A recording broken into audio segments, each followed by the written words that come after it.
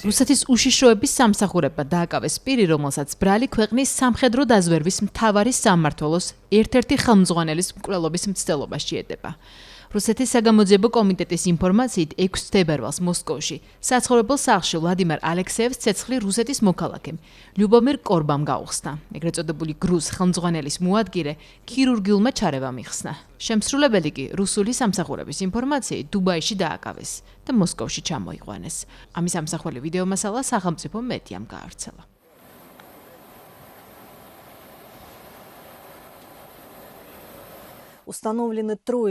დადგენილია 3 პირის ვინაობა, რომლებიც რუსეთის შეიარაღებული ძალების გენერალური შტაბის ხელმძღვანელის მოადგილეზე თავდასხმაში არიან ეჭვმიტანილნი. მოსკოვში დაკავებულ იქნა დანაშაულში მონაწილე ვიქტორ ვასინი.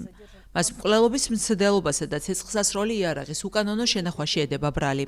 დადგენილია დანაშაულში კიდევ ერთი პირი, ზინაიდა სერებრიცკაიას მონაწილეობაც, რომელმაც ქვეყანა დატოვა და უკრაინაში იმყოფება. რაც შეეხება თავად შემსრულებელს, ის 1960 წელს დაბადებული ლიუბომირ კორბაა, რომელმაც რუსეთი დანაშაულის ჩადენიდან მალევე დატოვა და არაბთა გაერთიანებულ საამიროებში გაფრინდა. არაბთა გაერთიანებული საამიროების კომპეტენტური პირების დახმარებით ფიგურანტი დაკავებულია და ამჟამად მოსკოვში იმყოფება.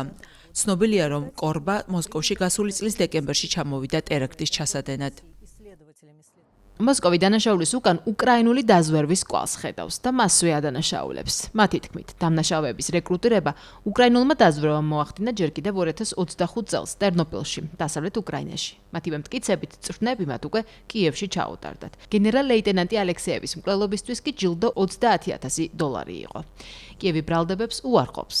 FSB ამავდროულად ამტკიცებს, რომ საქმეში ჩართული იყო პოლონური დაზვერვაც. საკითხს ვარშავა ჯერ არ გამოხმაურებია. დაკავებული ეჭვმიტანილები ვიქტორ ვასინი და ლიუბომირ კორბა უკვე დაიკითხნენ. რუსეთის უშიშროების ფედერალური სამსახურის იგივე FSB-ს მტკიცებით, მათ ბრალი აღიარეს და საქმეში უკრაინის სპეცსამსახურების მონაწილეობაც დაადასტურეს. რუსეთის სპეციალური სამსახურების ვერსიას იზიარებს საგარეო საქმეთა მინისტრი სერგეი ლავროვი. მან კიევი ღიად დაადანაშაულა სამშვიდობო მოლაპარაკებების პროცესის საბოტაჟის მცდელობაში. ეგრეთ წოდებული გრუზ ხელმძღვანელობა აბუ-დაბიში უკრაინულ და ამერიკულ მხარეებთან უსაფრთხოებასთან დაკავშირებული საკითხების განხილვაში მონაწილეობდა.